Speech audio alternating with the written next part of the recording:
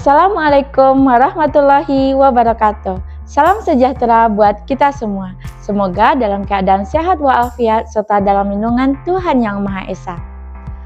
Perkenalkan, saya Putri Ayu SE MSc, dosen Program Studi Ekonomi Pembangunan Kampus Payakumbuh, Fakultas Ekonomi dan Bisnis Universitas Andalas. Pada kesempatan ini, saya akan menyajikan video pernyataan diri dosen ujuk kerja Tridharma Perguruan Tinggi PDD UKT-PT sebagai salah satu instrumen penilaian kinerja dosen untuk kompetensi sertifikasi dosen tahun 2026 pada bidang pengajaran.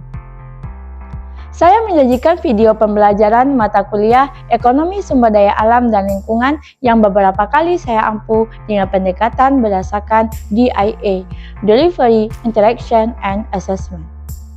Mata kuliah Ekonomi Sumber Daya Alam dan Lingkungan merupakan mata kuliah wajib dalam program studi Ekonomi Pembangunan Kampus Payakumbuh dengan bobot 3 SKS dengan kode mata kuliah EKO 62110.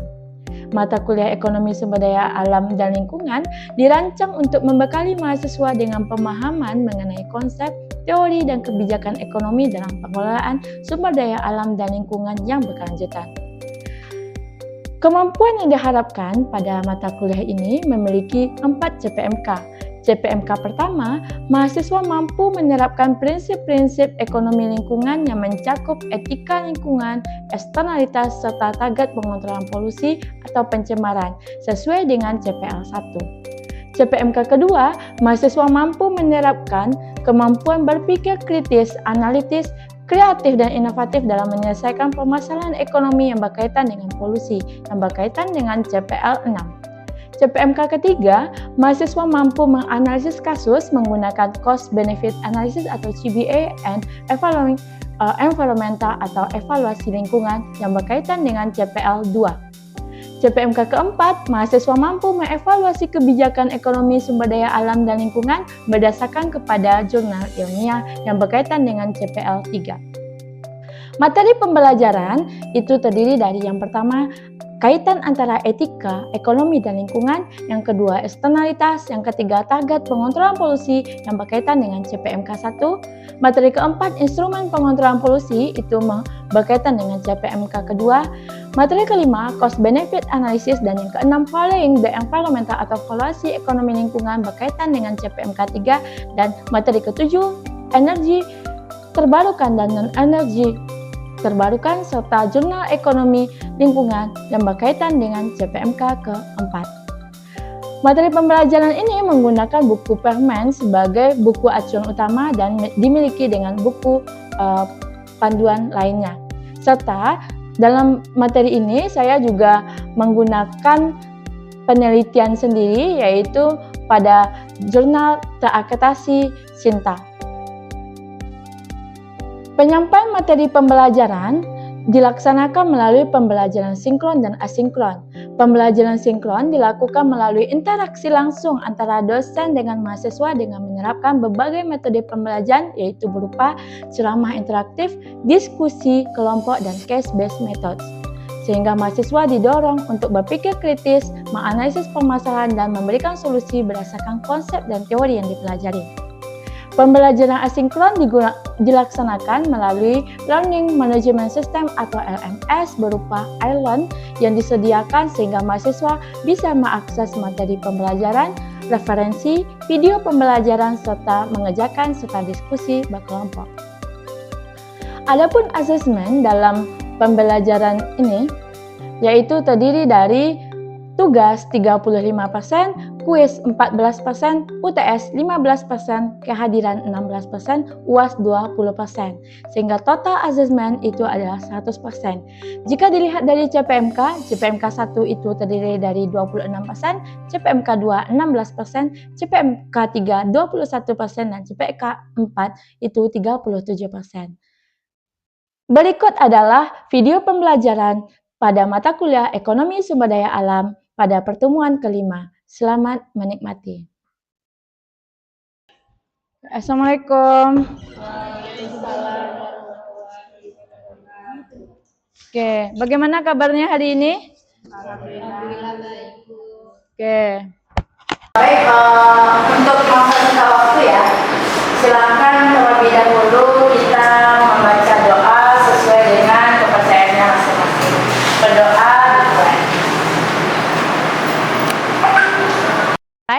Baik, semoga dengan membacakan doa pada hari ini, perkuliahan kita lancar dari awal sampai akhir. Oke, baik. Pada pertemuan kelima, sesuai dengan RPS kita ya.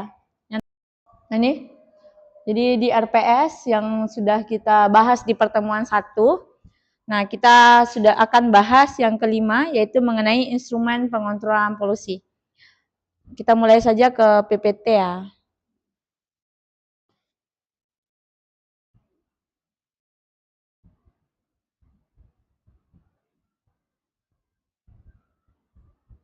Nah ini, adapun CPMK yang akan kita bahas, yang harus dimiliki oleh mahasiswa. Pertama itu sudah dipenuhi pada pertemuan sebelumnya. Sekarang mahasiswa diharapkan mampu memenuhi CPMK kedua, yaitu mahasiswa mampu berpikir kritis, analitis, dan kreatif serta inovatif dalam menyelesaikan permasalahan ekonomi yang berkaitan dengan polusi.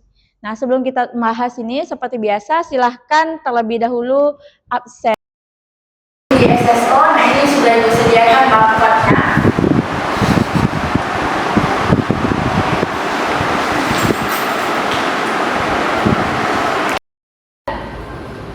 Oke, baik. Setelah absensi ini, maka kita masuk ke topik kita. Yaitu sebelum kita masuk ke topik, kita review dulu materi kita sebelumnya. Sekarang, siapa yang masih ingat? Apa itu eksternalitas? Oke, silahkan Eunike. Baik Bu, eksternalitas itu adalah efek samping dari suatu kegiatan ekonomi yang dirasakan oleh pihak ketiga Bu. Nah, jika efek sampingnya itu menguntungkan, itu disebut eksternalitas positif, tapi jika merugikan disebut eksternalitas negatif Bu. Oke, Gus, mungkin ada yang mau memberikan ide lain, silahkan. Oke, silahkan Tisha. Eksternalitas itu bisa disebut sebagai biaya atau manfaat yang timbul karena aktivitas yang terjadi, tetapi digunakan kepada pihak yang di luar aktivitas itu sendiri. Oke, bagus.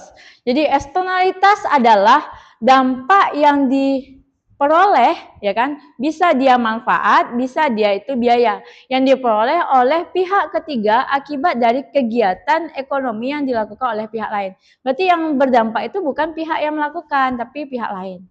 Tuh. Apa contoh eksternalitas? Ada eksternalitas positif, ada eksternalitas negatif. Kalau yang positif berarti dampaknya itu memberikan manfaat atau memberikan biaya? Memberikan manfaat. Manfaat. Contohnya misalnya ya, Eunike tuh pakai parfum. Nah, apa yang dirasakan oleh teman sebelah? Harum, wangi, segar dia gitu. Nah, itu adalah eksternalitas positif. Kalau coba kita lihat dari gambar.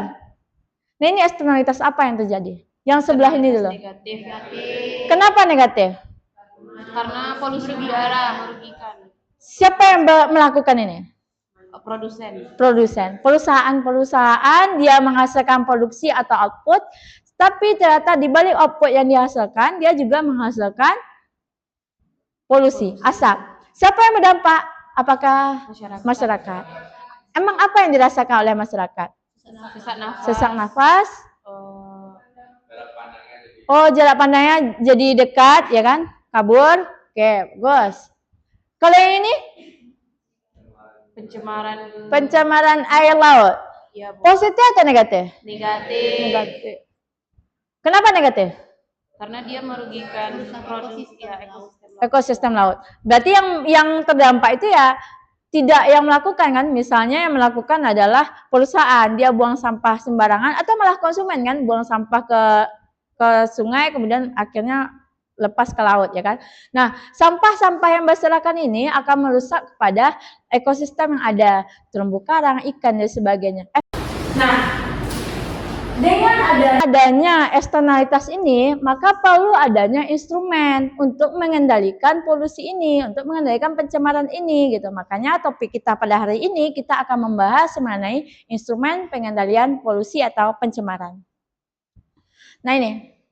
Jadi instrumen pengendalian polusi itu adalah suatu alat atau kebijakan yang digunakan oleh pemerintah untuk mengendalikan jumlah polusi yang dihasilkan oleh individu atau perusahaan. Tujuannya adalah mengurangi dampak negatif pencemaran terhadap lingkungan dan kesehatan masyarakat sekaligus tetap mempertimbangkan kegiatan ekonomi. Artinya bahwa tidak apa-apa kita itu berkegiatan ekonomi, nggak apa-apa kita produksi, tapi kita harus perhatikan lingkungan, maka ada instrumen. Jadi setiap kita menghasilkan output, akan ada cost, akan ada biaya gitu. Nah biayanya apa? Yaitu untuk mengendalikan pencemaran yang terjadi tadi. Berdasarkan buku Permen, itu ada 3 komponen atau 3 klasifikasi dari instrumen pengendalian pencemaran.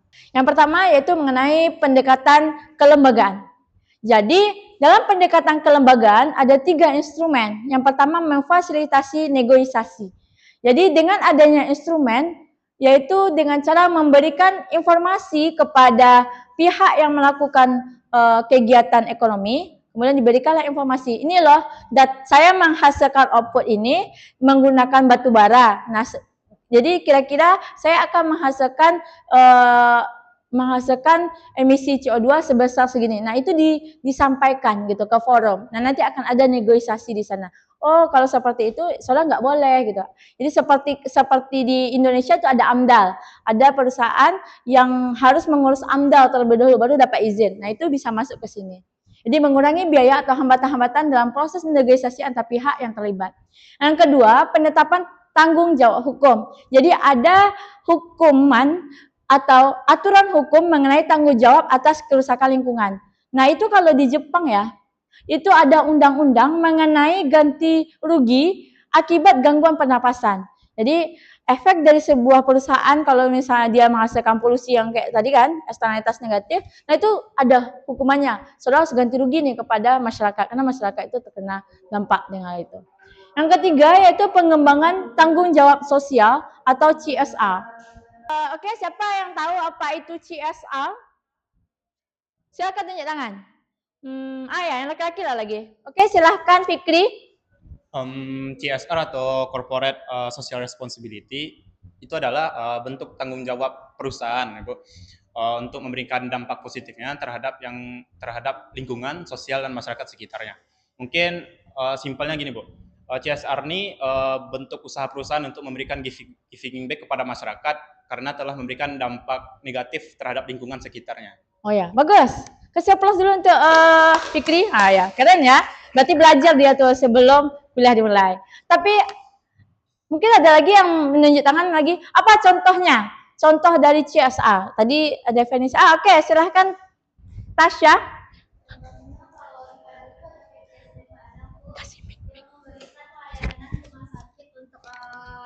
Meningkatkan kesehatan di daerah tersebut. Dan kalau untuk di daerah Payakumbuh itu ada Bank Nagari yang melakukan penanaman dan pelestarian untuk menjaga keasrian di daerah Payakumbuh juga, seperti menanam pohon dan menanam tanaman di sekitar trotoar. Oke, bagus Tasya. Nah, jadi bagus ya. Jadi CSR itu tanggung jawab sosial yang diberikan oleh perusahaan kepada masyarakat karena dia sudah melakukan suatu kerusakan lah gitu kan. Nah, misalnya tadi seperti semen Padang, sudah apa yang dia ambil di sana? Batu kapur kan. Jadi sudah ada pengambilan batu kapur untuk dijadikan semen ya. Yang kedua yaitu mengenai pendekatan command and control. Command and control, ada pengaturan dan ada perintah. Nah, ini itu ada 4. Yang pertama adalah pengendalian input. Apa itu pengendalian input? Jadi input yang digunakan. Apa itu input? Faktor produksi. Apa faktor produksi? Kapital, labor, sumber daya alam, ya kan, yang kita pelajari sekarang, teknologi, skill. Oke. Nah, yang 5 ini harus dilakukan pengendalian. Nah, karena kita fokus kepada sumber daya alam yang merupakan salah satu input, nah ini harus dikendalikan. Apa input-input yang rasanya itu bisa merusak lingkungan, jadi itu dilarang atau dibatasi. Nah, ini contohnya, yaitu larangan penggunaan bahan zat yang beracun, itu tidak boleh. Nah, gitu. Jadi ada pengendalian, command and control yang dilakukan oleh pemerintah, ada aturannya. Kita yang terakhir adalah economic incentive. Bagian adalah pajak atau biaya emisi. Jadi suatu negara itu diterapkanlah pajak karbon. Nah, jadi ini misalnya di Prancis ada pajak NOx, di Jepang sudah ada pajak SO2, termasuk pajak karbon itu sudah ada di Jepang. Kemudian Denmark juga ada pajak karbon. Nah, ini banyak negara-negara yang sudah menjelaskan mengenai pajak. Tapi tidak hanya pajak karbon ya, juga ada namanya biaya emisi limbah cair, limbah cair. Nah, itu seperti ada di Jerman, Belanda, Malaysia, termasuk kebisingan. Kebisingan itu juga salah satu pencemaran loh gitu. Nah, di Belgia itu ada biaya kebisingan. Nah, itulah makanya kalau kota yang salah satu tenang adem tuh di Belgia. Itu adalah biaya penggunaan sumber daya, yaitu pembayaran atas penggunaan layanan publik atau pemanfaatan sumber daya alam. Contohnya retribusi pengolahan sampah atau biaya limbah berbahaya. Yang ketiga itu pajak produk. Jadi produk itu dikenakan pajak. Jadi kalau produk yang menghasilkan emisi yang sangat berbahaya atau bisa merusak lingkungan, maka dikenakan pajak. Kalau tadi inputnya yang dipajak, yang dikendalikan, nah sekarang outputnya kita kendalikan dengan memberikan pajak. Kemudian ada subsidi pengurangan emisi. Bagi apa? Kalau subsidi ini dibagi ke siapa biasanya? Bagi petani bisa ya. Jadi petani yang menggunakan teknologi ramah lingkungan. Perusahaan yang menggunakan teknologi ramah lingkungan, maka pemerintah memberikan subsidi gitu, agar teknologi tadi bisa digunakan. Jadi kan semakin banyak kan perusahaan atau produsen yang mau menggunakan teknologi ini gitu, karena ada subsidi nih dari pemerintah gitu. Nah, kemudian yaitu yang E adalah izin emisi yang diperdagangkan. Jadi sistem perdagangan izin emisi berdasarkan kepada mekanisme emission reduction credit.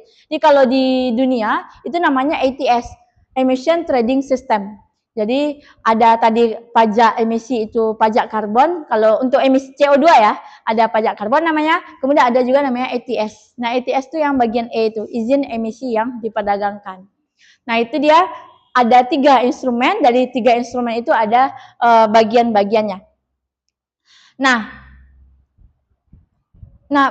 apakah suatu negara ini bagus nggak ya menerapkan instrumen ini? Nah, Ibu sudah melakukan riset mengenai bagaimana dampak dari pajak karbon di Indonesia. Jadi kan sebenarnya Indonesia ini belum menerapkan pajak karbon. Jadi Ibu lakukanlah riset itu mengenai apakah pajak karbon itu bagus nggak ya untuk negara kita atau malah buruk. Kenapa?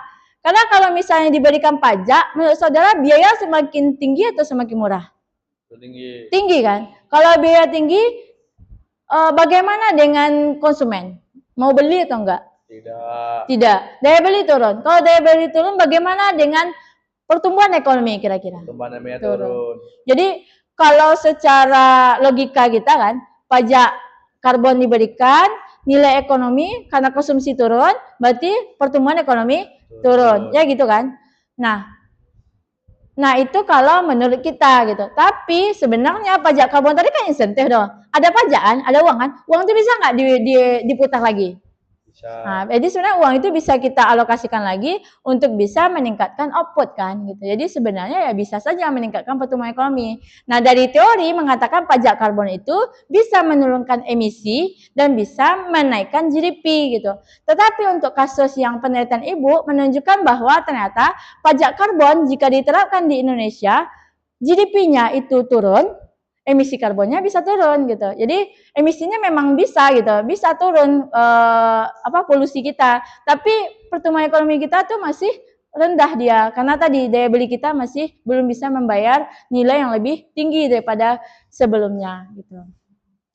Oke, jadi itu adalah pembahasan kita pada hari ini. Nah, sebelum kita masuk ke sesuai di RPS, kita adalah case based method, maka kita masuk ke kasus lagi. Silahkan saudara diskusi. Jadi kita nanti diharapkan sebagai calon ekonom nanti mahasiswa mampu menganalisis efektivitas kebijakan dalam pengendalian polusi. Kita ambil aja 2, yaitu dari teori yang ekonomi insentif, ada pajak tadi sama ATS. Jadi pajak, karbon, dan ATS. Kita ambil 3 negara. Itu ada negara Denmark, kemudian ada Jepang dan negara Netherlands. Jadi kelompok 1 nanti kita bagi, silakan ya, 1 ke kiri, kelompok 2 ke tengah, kelompok 3 sebelah sini. Kelompok 3 tentang Netherlands. Nah, saudara cari di data, nah ini, cari di World Bank, data GDP dan CO2-nya, kemudian silahkan analisis. Apa kebijakan yang diterapkan oleh negara tersebut? Kebijakan emisinya apa? Untuk negara Denmark apa?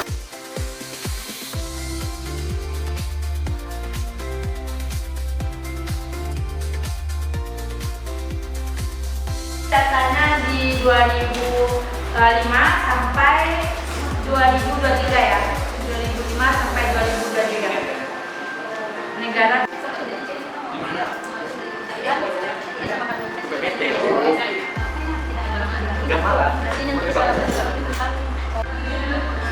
Oke, sudah selesai mengambil data di World Bank yang sudah diterapkan di depan.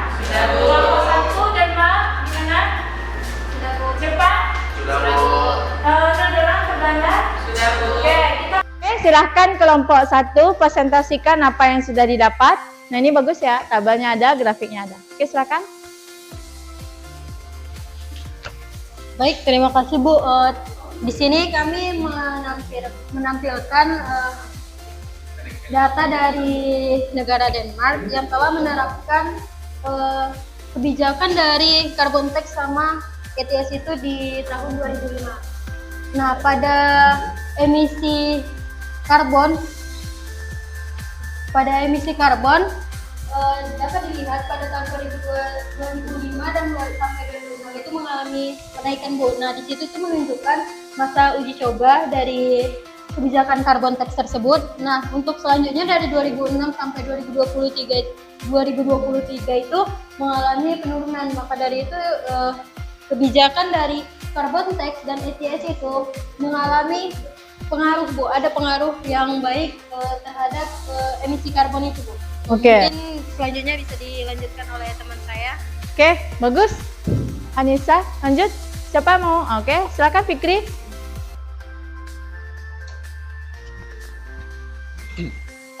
Oke, sebaiknya saya jelasin dulu untuk grafiknya GDP bagi negara Denmark.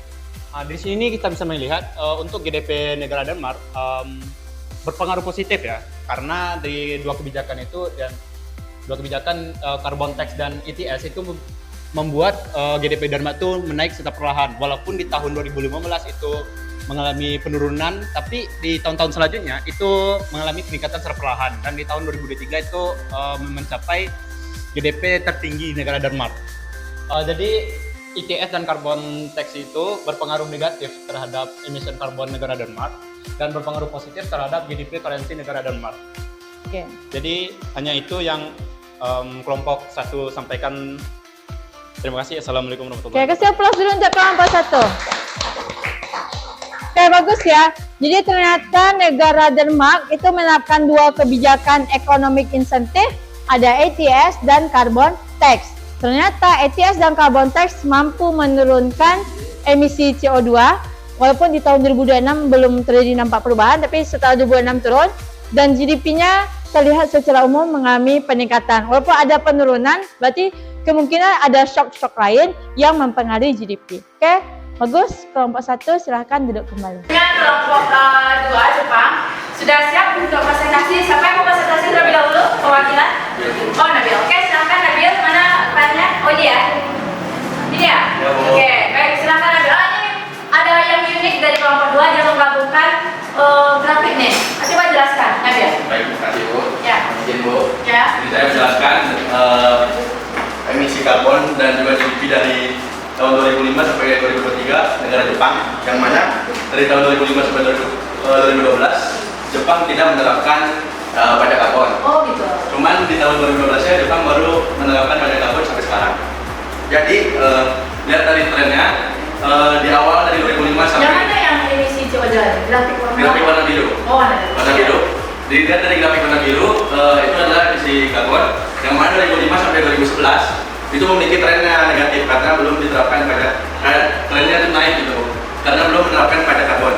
Sementara dari 2012 sampai sekarang trennya itu menurun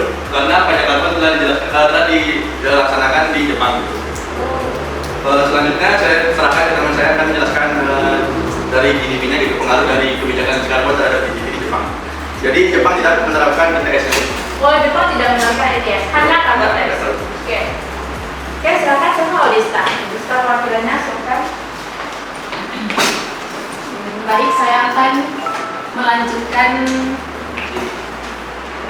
dari penerapan carbon tax pada tahun 2015 sampai 2011. Sebelum carbon tax, GDP mengalami cenderung meningkat, sedangkan emisi CO2-nya masih tinggi. Kemudian pada tahun 2012, Jepang mulai menerapkan carbon tax untuk menekan emisi karbon. Selanjutnya pada tahun 2013 sampai 2016, GDP mengalami penurunan atau shock sebagai penyesuaian, sementara emisi CO2-nya mulai menurun. Selanjutnya pada tahun 2017 sampai 2019, GDP kembali meningkat sedangkan emisi CO2 terus menurun. Kemudian pada tahun 2020 sampai 2023, GDP kembali turun akibat COVID-19, tetapi emisi CO2 tetap lebih rendah dibandingkan sebelum carbon tax. Jadi kesimpulannya, carbon tax di Jepang efektif menurunkan emisi CO2 meskipun GDP sempat mengalami shock atau terdampak pandemi COVID-19. Perekonomian. Oke, next, kasih apa lagi? Kelompok 2. Terakhir kelompok 3. Oke, selanjutnya yang terakhir kelompok 3 yaitu membahas negara Netherlands atau Belanda. Siapa yang mau mewakili? Abdal. Oke, silakan Abdal. Mana datanya? Sudah dikirim? Oke, ini ya. Ini juga dua sisi nih, mirip dengan Jepang ya. Oke, silakan jelaskan Abdal. Baiklah, saya akan menjelaskan tentang pajak karbon dan ETS yang ada di negara Belanda.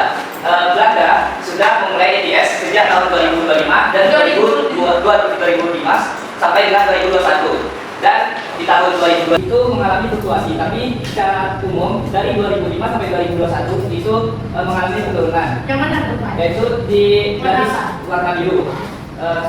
Dan di tahun 2022 dan 2023 setelah menerapkan ETS dan carbon tax mengalami penurunan yang sangat signifikan. Dengan penjelasan dari saudara saya Abdal, bisa dilihat pada grafik di depan.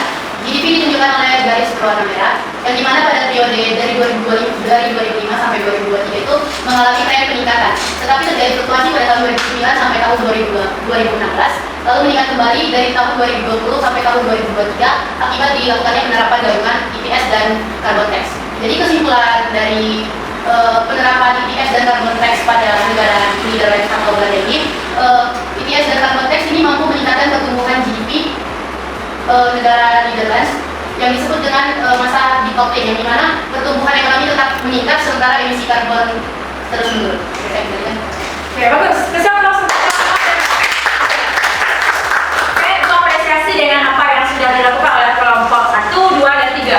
Sudah paham dengan apa yang sudah dijelaskan, instrumen-instrumen apa yang sudah digunakan. Jadi tadi kita sudah bahas, kemudian juga sudah bisa menjawab CPMK yang kedua, yaitu apakah kebijakan instrumen dari pengendalian polusi ini, bagaimana kasusnya di suatu negara. Dan saudara sudah memecahkan kasus itu.